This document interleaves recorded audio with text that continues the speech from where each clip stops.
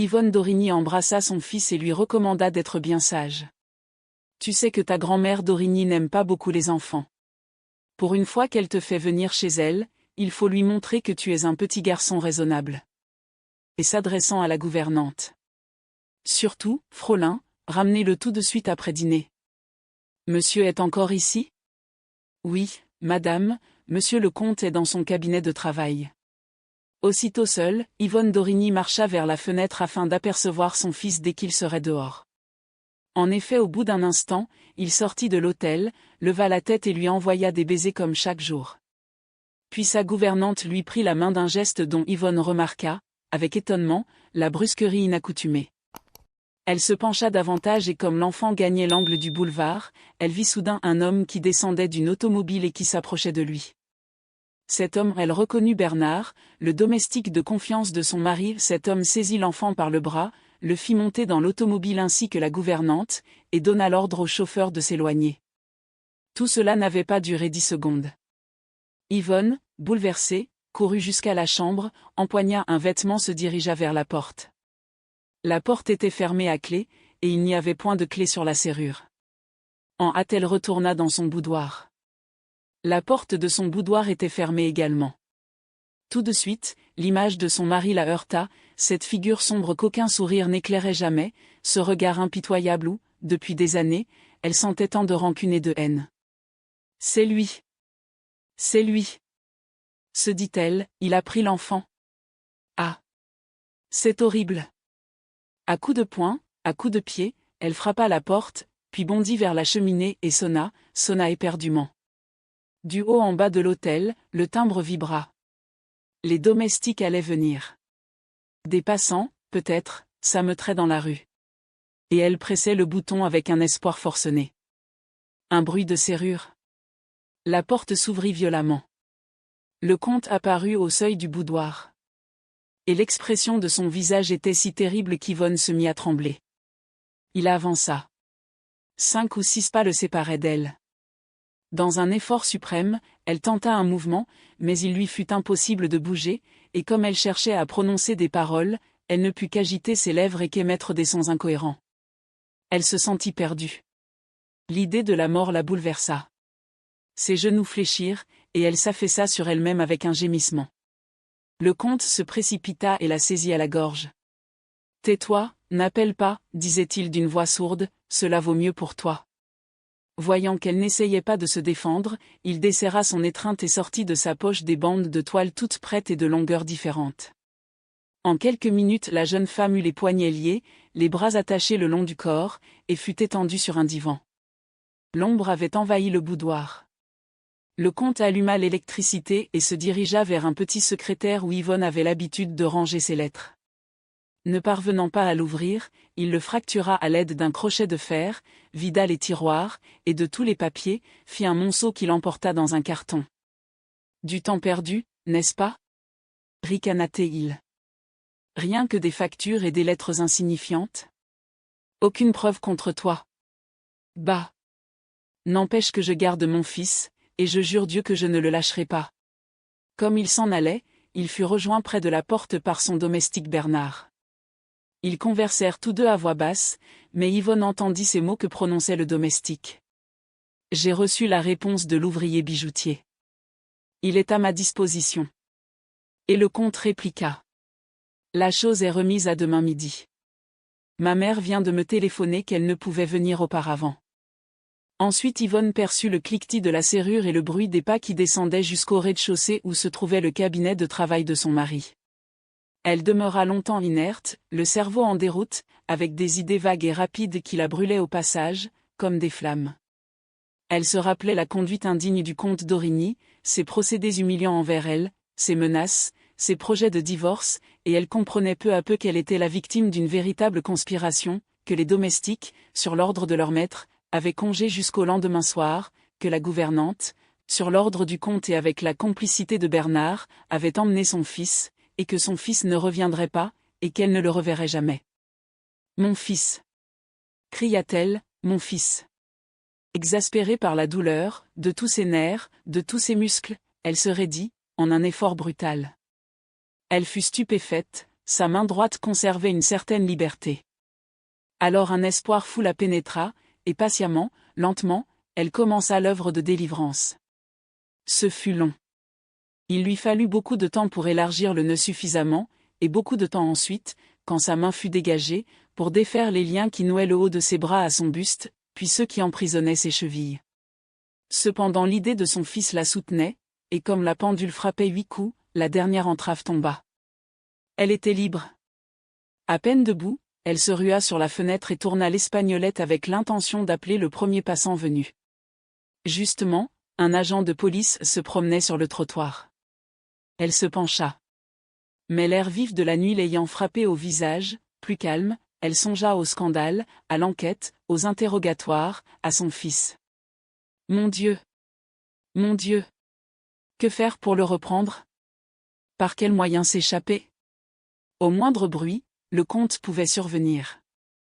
Et qui sait si, dans un mouvement de rage. Des pieds à la tête elle frissonna, prise d'une épouvante subite. L'horreur de la mort se mêlait, en son pauvre cerveau, à la pensée de son fils, et elle bégaya, la gorge étranglée. Au secours! Au secours! Elle s'arrêta net et redit tout bas, à plusieurs reprises, au secours, au secours. Comme si ce mot éveillait en elle une idée, une réminiscence, et que l'attente d'un secours ne lui parut pas une chose impossible. Durant quelques minutes, elle resta absorbée en une méditation profonde, coupée de pleurs et de tressaillements.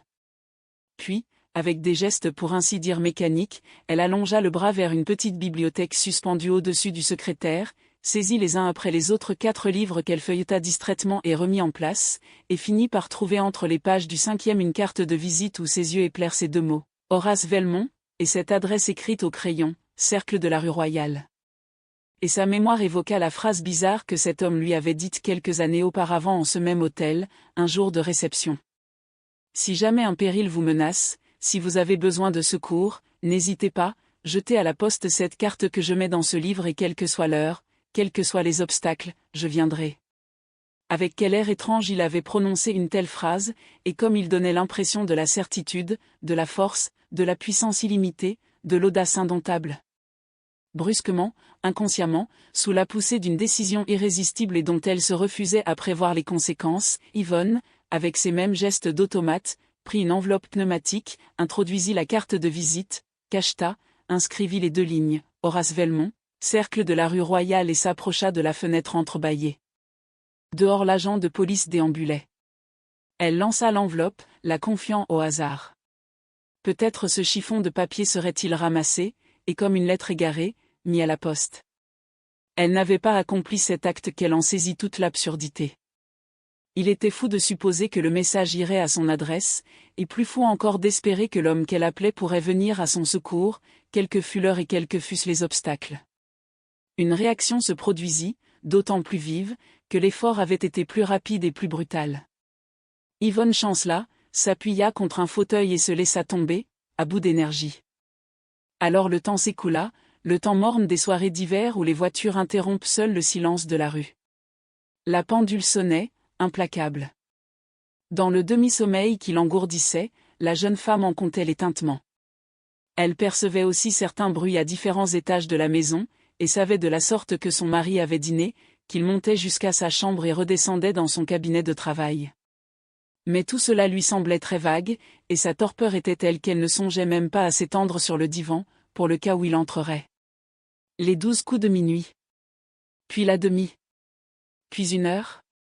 Yvonne ne réfléchissait à rien, attendant les événements qui se préparaient et contre lesquels toute rébellion était inutile. Elle se représentait son fils et elle-même, comme on se représente ces êtres qui ont beaucoup souffert et qui ne souffrent plus, et qui s'enlacent de leurs bras affectueux. Mais un cauchemar la secoua. Voilà que, ces 2 êtres, on voulait les arracher l'un à l'autre, et elle avait la sensation affreuse, en son délire, qu'elle pleurait, et qu'elle râlait. D'un mouvement, elle se dressa. La clé venait de tourner dans la serrure. Attiré par ses cris, le comte allait apparaître.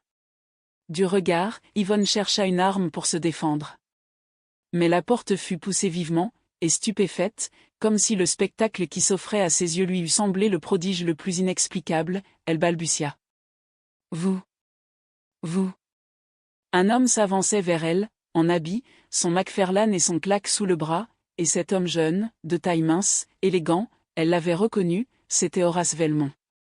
Vous, répéta-t-elle. Il dit en la saluant. Je vous demande pardon, madame, votre lettre ne m'a été remise que tard. Est-ce possible? Est-ce possible que ce soit vous? Que vous ayez pu? Il parut très étonné. N'avais-je pas promis de me rendre à votre appel? Oui, mais... Eh bien, me voici, dit-il en souriant. Il examina les bandes de toile dont Yvonne avait réussi à se délivrer et hocha la tête, tout en continuant son inspection. C'est donc là les moyens que l'on emploie? Le comte d'Origny, n'est-ce pas? J'ai vu également qu'il vous avait emprisonné. Mais alors, le pneumatique? Ah! Par cette fenêtre. Quelle imprudence de ne pas l'avoir refermée. Il poussa les 2 battants. Yvonne s'effara. Si l'on entendait. Il n'y a personne dans l'hôtel. Je l'ai visité. Cependant, votre mari est sorti depuis 10 minutes. Où est-il? Chez sa mère, la comtesse d'Origny. Comment le savez-vous? Oh. Très simplement. Il a reçu un coup de téléphone pendant que, moi, j'en attendais le résultat au coin de cette rue et du boulevard. Comme je l'avais prévu, le comte est sorti précipitamment, suivi de son domestique. Aussitôt, à l'aide de clés spéciales, je suis entré. Il racontait cela le plus naturellement du monde, de même que l'on raconte, dans un salon, une petite anecdote insignifiante. Mais Yvonne demanda, reprise d'une inquiétude soudaine. Alors, ce n'est pas vrai? Sa mère n'est pas malade? En ce cas, mon mari va revenir. Certes, le comte s'apercevra qu'on s'est joué de lui, et d'ici 3/4 d'heure au plus. Partons, je ne veux pas qu'il me retrouve ici, je rejoins mon fils. Un instant. Un instant. Mais vous ne savez donc pas qu'on me l'enlève? Qu'on lui fait du mal, peut-être? La figure contractée, les gestes fébriles, elle cherchait à repousser Velmont. Avec beaucoup de douceur, il la contraignit à s'asseoir, et incliné sur elle, l'attitude respectueuse, il prononça d'un ton grave. Écoutez-moi, madame, et ne perdons pas un temps dont chaque minute est précieuse. Tout d'abord, rappelez-vous ceci, nous nous sommes rencontrés 4 fois, il y a 6 ans. Et la 4e fois, dans les salons de cet hôtel, comme je vous parlais avec trop, comment dirais-je? Avec trop d'émotion, vous m'avez fait sentir que mes visites vous déplaisaient. Depuis, je ne vous ai pas revu. Et pourtant, malgré tout, votre confiance en moi était telle que vous avez conservé la carte que j'avais mise entre les pages de ce livre, et que, 6 ans après, c'est moi, et pas un autre, que vous avez appelé. Cette confiance, je vous la demande encore. Il faut m'obéir aveuglément. De même que je suis venu à travers tous les obstacles, de même je vous sauverai, quelle que soit la situation. La tranquillité d'Horace Velmont, sa voix impérieuse aux intonations amicales, apaisait peu à peu la jeune femme. Toute faible encore, elle éprouvait de nouveau, en face de cet homme, une impression de détente et de sécurité. N'ayez aucune peur, reprit-il. La comtesse d'Origny habite à l'extrémité du bois de Vincennes. En admettant que votre mari trouve une auto, il est impossible qu'il soit de retour avant 3h15. Or il est 2h35. Je vous jure qu'à 3h exactement nous partirons et que je vous conduirai vers votre fils. Mais je ne veux pas partir avant de tout savoir. Que dois-je faire, dit-elle. Me répondre, et très nettement. Nous avons 20 minutes. C'est assez. Ce n'est pas trop. Interrogez-moi. Croyez-vous que le comte ait eu des projets criminels? Non. Il s'agit donc de votre fils? Oui. Il vous l'enlève, n'est-ce pas, parce qu'il veut divorcer et épouser une autre femme, une de vos anciennes amies, que vous avez chassée de votre maison? Oh. Je vous en conjure, répondez-moi sans détour. Ce sont là des faits de notoriété publique, et votre hésitation, vos scrupules, tout doit cesser actuellement, puisqu'il s'agit de votre fils. Ainsi donc, votre mari veut épouser une autre femme? Oui. Cette femme n'a pas d'argent. De son côté, votre mari, qui s'est ruiné, n'a d'autres ressources que la pension qui lui est servie par sa mère, la comtesse d'Origny, et les revenus de la grosse fortune que votre fils a hérité de 2 de vos oncles. C'est cette fortune que votre mari convoite et qu'il s'approprierait plus facilement si l'enfant lui était confié. Un seul moyen, le divorce. Je ne me trompe pas? Non. Ce qui l'arrêtait jusqu'ici, c'était votre refus? Oui, et celui de ma belle-mère dont les sentiments religieux s'opposent au divorce. La comtesse d'Origny ne céderait que dans le cas. Que dans le cas où l'on pourrait prouver que ma conduite est indigne. Velmont haussa les épaules. Donc il ne peut rien contre vous ni contre votre fils. Au point de vue légal, comme au point de vue de ses intérêts, il se heurte à un obstacle qui est le plus insurmontable de tous, la vertu d'une honnête femme. Et cependant voilà que, tout d'un coup, il engage la lutte. Que voulez-vous dire? Je veux dire que, si un homme comme le comte, après tant d'hésitation et malgré tant d'impossibilités, se risque dans une aventure aussi incertaine, c'est qu'il a, ou qu'il croit avoir entre les mains, des armes. Quelles armes? Je l'ignore. Mais elles existent. Sans quoi il n'eût pas commencé par prendre votre fils. Yvonne se désespéra. C'est horrible. Est-ce que je sais, moi, ce qu'il a pu faire? Ce qu'il a pu inventer? Cherchez bien. Rappelez vos souvenirs. Tenez, dans ce secrétaire qu'il a fracturé, il n'y avait pas une lettre qu'il fût possible de retourner contre vous? Aucune. Et dans les paroles qu'il vous a dites, dans ses menaces, il n'y a rien qui vous permette de deviner? Rien. Pourtant, répéta Velmont, il doit y avoir quelque chose. Et il reprit. Le comte n'a pas un ami plus intime auquel il se confie? Non. Personne n'est venu le voir hier? Personne. Il était seul quand il vous a lié et enfermé? À ce moment, oui. Mais après? Après, son domestique l'a rejoint près de la porte, et j'ai entendu qu'il parlait d'un ouvrier bijoutier. C'est tout? Et d'une chose qui aurait lieu le lendemain, c'est-à-dire aujourd'hui, à midi, parce que la comtesse d'Origny ne pouvait venir auparavant. Velmont réfléchit. Cette conversation a-t-elle un sens qui vous éclaire sur les projets de votre mari? Je n'en vois pas. Où sont vos bijoux? Mon mari les a vendus. Il ne vous en reste pas un seul? Non. Pas même une bague? Non, dit-elle en montrant ses mains, rien que cet anneau. Qui est votre anneau de mariage? Qui est mon anneau? Elle s'arrêta, interdite. Velmont nota qu'elle rougissait, et il l'entendit balbutier. Serait-ce possible? Mais non. Mais non. Il ignore. Velmont la pressa de questions aussitôt, et Yvonne se taisait, immobile, le visage anxieux. À la fin, elle répondit, à voix basse. Ce n'est pas mon anneau de mariage. Un jour, il y a longtemps, je l'ai fait tomber de la cheminée de ma chambre, où je l'avais mis une minute auparavant, et malgré toutes mes recherches, je n'ai pu le retrouver. Sans rien dire, j'en ai commandé un autre, que voici à ma main. Le véritable anneau portait la date de votre mariage? Oui, 23 octobre. Et le second?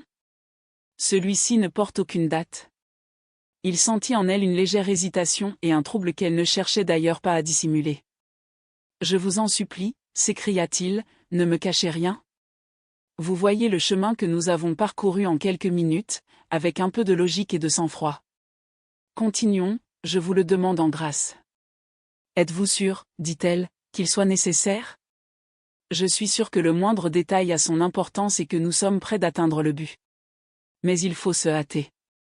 L'heure est grave. Je n'ai rien à cacher, fit-elle en relevant la tête. C'était à l'époque la plus misérable et la plus dangereuse de ma vie. Humiliée chez moi, dans le monde j'étais entourée d'hommages, de tentations, de pièges, comme toute femme qu'on voit abandonnée de son mari.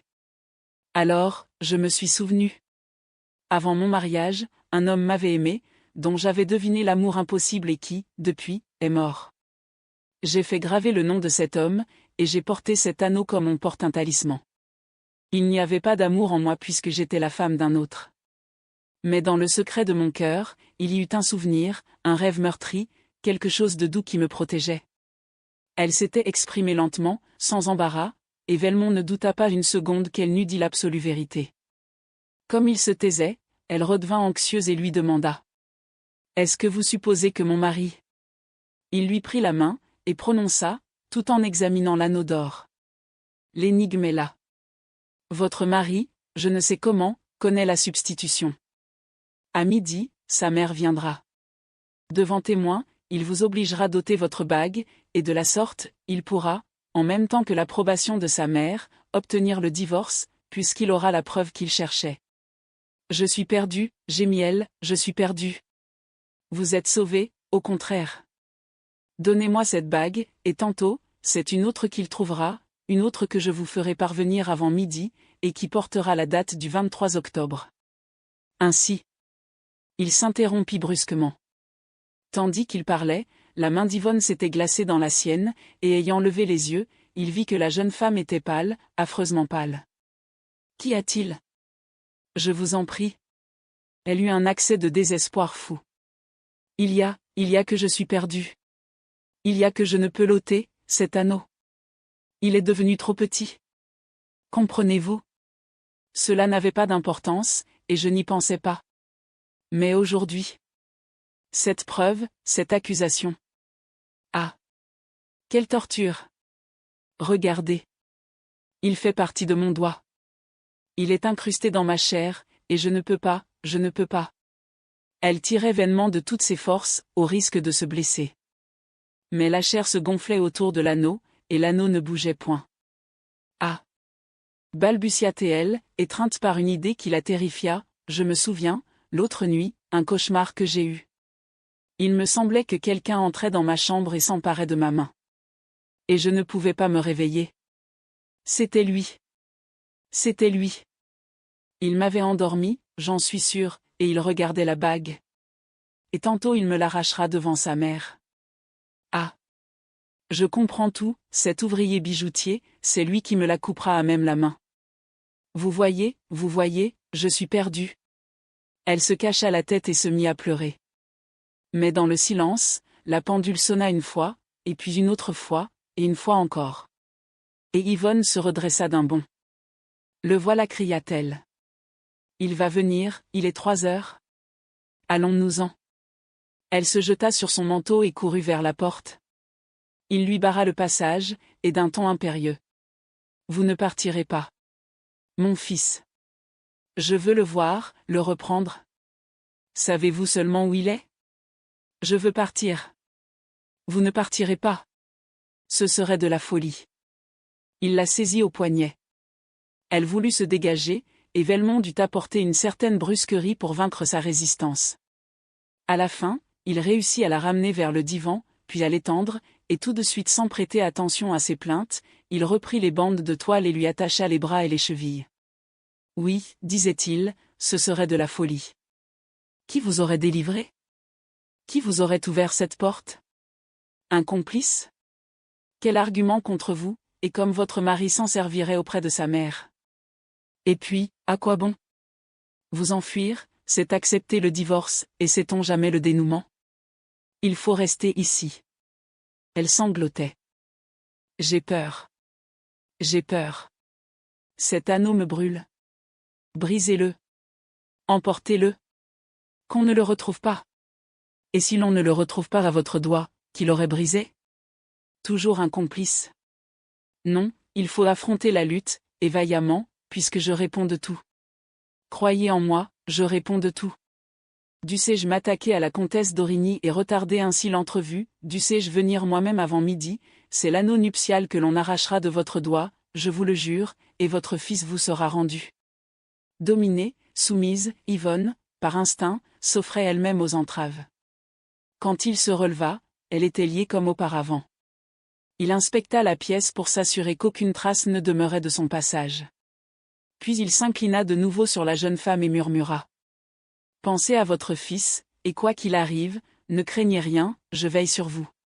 Elle l'entendit ouvrir et refermer la porte du boudoir, puis, quelques minutes après, la porte de la rue. À 3h30, une automobile s'arrêtait. La porte, en bas, claqua de nouveau, et presque aussitôt Yvonne aperçut son mari qui entrait rapidement, l'air furieux. Il courut vers elle, s'assura qu'elle était toujours attachée, et s'emparant de sa main, examina la bague. Yvonne s'évanouit.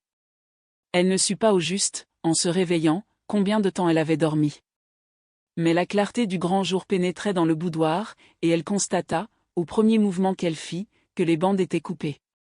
Alors elle tourna la tête et vit auprès d'elle son mari qui la regardait. « mon fils, gémit-elle, je veux mon fils. » Il répliqua, d'une voix dont elle sentit la raillerie. « Notre fils est en lieu sûr. Et pour l'instant, il ne s'agit pas de lui, mais de vous. Nous sommes l'un en face de l'autre sans doute pour la dernière fois, et l'explication que nous allons avoir est très grave. Je dois vous avertir qu'elle aura lieu devant ma mère. Vous n'y voyez pas d'inconvénient ? » Yvonne s'efforça de cacher son trouble et répondit. « Aucun. Je puis l'appeler ? » « Oui. » « Laissez-moi, en attendant. Je serai prête quand elle viendra. Ma mère est ici. » « Votre mère est ici » s'écria Yvonne, éperdue et se rappelant la promesse d'Horace Velmont. « Qu'y a-t-il d'étonnant ? Et c'est maintenant ? C'est tout de suite que vous voulez ? » « Oui. » « Pourquoi ? Pourquoi pas ce soir ? Demain ? Aujourd'hui, et maintenant, déclara le comte. Il s'est produit au cours de la nuit un incident assez bizarre et que je ne m'explique pas, on m'a fait venir chez ma mère dans le but évident de m'éloigner d'ici. Cela me détermine à devancer le moment de l'explication. Vous ne désirez pas prendre quelque nourriture auparavant ? Non, non. Je vais donc chercher ma mère. Il se dirigea vers la chambre d'Yvonne. Celle-ci jeta un coup d'œil sur la pendule. La pendule marquait 10h35. Ah, fit-elle avec un frisson d'épouvante. 10h35. Horace Velmont ne la sauverait pas, et personne au monde, et rien au monde ne la sauverait, car il n'y avait point de miracle qui pût faire que l'anneau d'or ne fût pas à son doigt. Le comte revint avec la comtesse d'Origny et la pria de s'asseoir. C'était une femme sèche, anguleuse, qui avait toujours manifesté contre Yvonne des sentiments hostiles. Elle ne salua même pas sa belle-fille, montrant ainsi qu'elle était gagnée à l'accusation. « Je crois, dit-elle, qu'il est inutile de parler très longuement. En 2 mots, mon fils prétend. » « Je ne prétends pas, ma mère, dit le comte, j'affirme. J'affirme sous serment que, il y a 3 mois, durant les vacances, le tapissier, en reposant les tapis de ce boudoir et de la chambre, a trouvé, dans une rainure de parquet l'anneau de mariage que j'avais donné à ma femme. Cet anneau, le voici. La date du 23 octobre est gravée à l'intérieur. Alors, dit la comtesse, l'anneau que votre femme porte. Cet anneau a été commandé par elle en échange du véritable. Sur mes indications, Bernard, mon domestique, après de longues recherches, a fini par découvrir, aux environs de Paris, où il habite maintenant, le petit bijoutier à qui elle s'était adressée. Cet homme se souvient parfaitement, et il est prêt à en témoigner, que sa cliente ne lui a pas fait inscrire une date, mais un nom. Ce nom, il ne se le rappelle pas, mais peut-être l'ouvrier qui travaillait avec lui, dans son magasin, s'en souviendrait-il. Prévenu par lettre que j'avais besoin de ses services, cet homme a répondu hier qu'il était à ma disposition. Ce matin, dès 9h, Bernard allait le chercher. Tous deux attendent dans mon cabinet. Il se tourna vers sa femme. « Voulez-vous, de votre plein gré, me donner cet anneau ?» Elle articula. « Vous savez bien, depuis la nuit où vous avez essayé de le prendre à mon insu, qu'il est impossible de l'ôter de mon doigt. En ce cas, puis-je donner l'ordre que cet homme monte ? Il a les instruments nécessaires. » « Oui, dit-elle d'une voix faible comme un souffle. Elle était résignée. En une sorte de vision elle évoquait l'avenir, le scandale, le divorce prononcé contre elle, l'enfant confié par jugement au père, et elle acceptait cela en pensant qu'elle enlèverait son fils, qu'elle partirait avec lui au bout du monde et qu'ils vivraient tous deux, seuls, heureux. Sa belle-mère lui dit. « Vous avez été bien légère, Yvonne. » Yvonne fut sur le point de se confesser à elle et de lui demander sa protection. À quoi bon ? Comment admettre que la comtesse d'Origny pût la croire innocente ? Elle ne répliqua point. Tout de suite, d'ailleurs, le comte rentrait, suivi de son domestique et d'un homme qui portait une trousse sous le bras. Et le comte dit à cet homme. « Vous savez de quoi il s'agit ? » « Oui, fit l'ouvrier. Une bague qui est devenue trop petite et qu'il faut trancher. C'est facile. Un coup de pince ? Et vous examinerez ensuite, dit le comte, si l'inscription qui est à l'intérieur de cet anneau fut bien gravée par vous. Yvonne observa la pendule. Il était 11h moins 10. Il lui sembla entendre quelque part dans l'hôtel un bruit de voix qui disputait, et malgré elle, un sursaut d'espoir la secoua. Peut-être Velmont avait-il réussi. Mais, le bruit s'étant renouvelé, elle se rendit compte que des marchands ambulants passaient sous ses fenêtres et s'éloignaient. C'était fini. Horace Velmont n'avait pas pu la secourir. Et elle comprit que, pour retrouver son enfant, il lui faudrait agir par ses propres forces, car les promesses des autres sont vaines. Elle eut un mouvement de recul. Elle avait vu sur sa main la main sale de l'ouvrier, et ce contact odieux la révoltait. L'homme s'excusa, avec embarras. Le comte dit à sa femme. Il faut pourtant vous décider. Alors elle tendit sa main fragile et tremblante que l'ouvrier saisit de nouveau, qu'il retourna, et appuya sur la table, la paume découverte. Yvonne sentit le froid de l'acier. Elle souhaita mourir, d'un coup, et s'attachant aussitôt à cette idée de mort, elle pensa à des poisons qu'elle achèterait et qui l'endormiraient presque à son insu. L'opération fut rapide. De biais, les petites tenailles d'acier repoussèrent la chair, se firent une place, et mordirent la bague. Un effort brutal, la bague se brisa. Il n'y avait plus qu'à écarter les deux extrémités pour la sortir du doigt. C'est ce que fit l'ouvrier. Le comte s'exclama, triomphant. Enfin nous allons savoir, la preuve est là. Et nous sommes tous témoins. Il agrippa l'anneau et regarda l'inscription. Un cri de stupeur lui échappa. L'anneau portait la date de son mariage avec Yvonne, 23 octobre. Nous étions assis sur la terrasse de Monte-Carlo. Son histoire terminée, Lupin alluma une cigarette et lança paisiblement des bouffées vers le ciel bleu. Je lui dis. Eh bien ? Eh bien, quoi ? Comment, quoi ? Mais la fin de l'aventure. La fin de l'aventure ? Mais il n'y en a pas d'autre. Voyons, vous plaisantez. Nullement. Celle-là ne vous suffit pas ? La comtesse est sauvée. Le mari, n'ayant pas la moindre preuve contre elle, est contraint par sa mère à renoncer au divorce et à rendre l'enfant. Voilà tout. Depuis il a quitté sa femme, et celle-ci vit heureuse, avec son fils, un garçon de 16 ans. Oui, oui, mais la façon dont la comtesse a été sauvée ? Lupin éclata de rire. Mon cher ami. Lupin daigne parfois m'appeler de la sorte. Mon cher ami, vous avez peut-être une certaine adresse pour raconter mes exploits, mais, fichtre, il faut mettre les points sur les i. Je vous jure que la comtesse n'a pas eu besoin d'explication. Je n'ai aucun amour-propre, lui répondis-je en riant. Mettez les points sur les i. Il prit une pièce de 5 francs et referma la main sur elle. Qu'y a-t-il dans cette main ? Une pièce de 5 francs. Il ouvrit la main. La pièce de 5 francs n'y était pas. Vous voyez comme c'est facile. Un ouvrier bijoutier coupe avec des tenailles une bague sur laquelle est gravé un nom, mais il en présente une autre sur laquelle est gravée la date du 23 octobre. C'est un simple tour d'escamotage, et j'ai celui-là dans le fond de mon sac, ainsi que beaucoup d'autres. Bigre. J'ai travaillé 6 mois avec Pickman. Mais alors ? Allez-y donc. L'ouvrier bijoutier ? C'était Horace Velmont. C'était ce brave Lupin. En quittant la comtesse à 3 heures du matin, j'ai profité des quelques minutes qui me restaient avant l'arrivée du mari pour inspecter son cabinet de travail. Sur la table, j'ai trouvé la lettre que l'ouvrier bijoutier avait écrite. Cette lettre me donnait l'adresse. Moyennant quelques louis, j'ai pris la place de l'ouvrier, et je suis venu avec un anneau d'or coupé et gravé d'avance. Passé, Muscade. Le comte n'y a vu que du feu. Parfait, m'écriai-je. Et j'ajoutai, un peu ironique à mon tour. Mais ne croyez-vous pas que vous-même fûtes quelque peu dupé en l'occurrence ? Ah. Et par qui ? Par la comtesse. En quoi donc ? Dame. Ce nom inscrit comme un talisman, ce beau ténébreux qu'il aima et souffrit pour elle. Tout cela me paraît fort invraisemblable, et je me demande si, tout Lupin que vous soyez, vous n'êtes pas tombé au milieu d'un joli roman d'amour bien réel, et pas trop innocent. Lupin me regarda de travers. Non, dit-il. Comment le savez-vous ?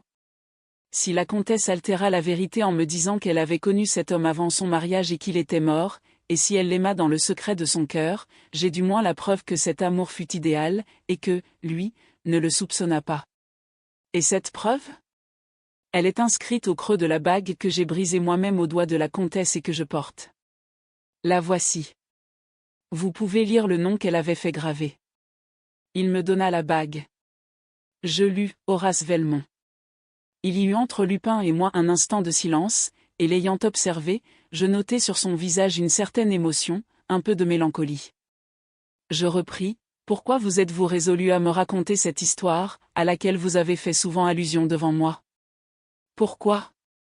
Il me montra, d'un signe, une femme très belle encore qui passait devant nous, au bras d'un jeune homme. Elle aperçut Lupin et le salua. C'est elle, fit-il, c'est elle avec son fils. Elle vous a donc reconnu ? Elle me reconnaît toujours, quel que soit mon déguisement. Mais, depuis le cambriolage du château de Thibermesnil, la police a identifié les deux noms de Lupin et d'Horace Velmont. Oui. Elle sait par conséquent qui vous êtes ? Oui. Et elle vous salue ? M'écriai-je malgré moi. Il m'empoigna le bras, et violemment. Croyez-vous donc que je sois Lupin pour elle ? Croyez-vous que je sois à ses yeux un cambrioleur, un escroc, un gredin ? Mais je serais le dernier des misérables, j'aurais tué, même, qu'elle me saluerait encore. Pourquoi ? Parce qu'elle vous a aimé ? Allons donc. Ce serait une raison de plus, au contraire, pour qu'elle me méprisât. Alors ? Je suis l'homme qui lui a rendu son fils.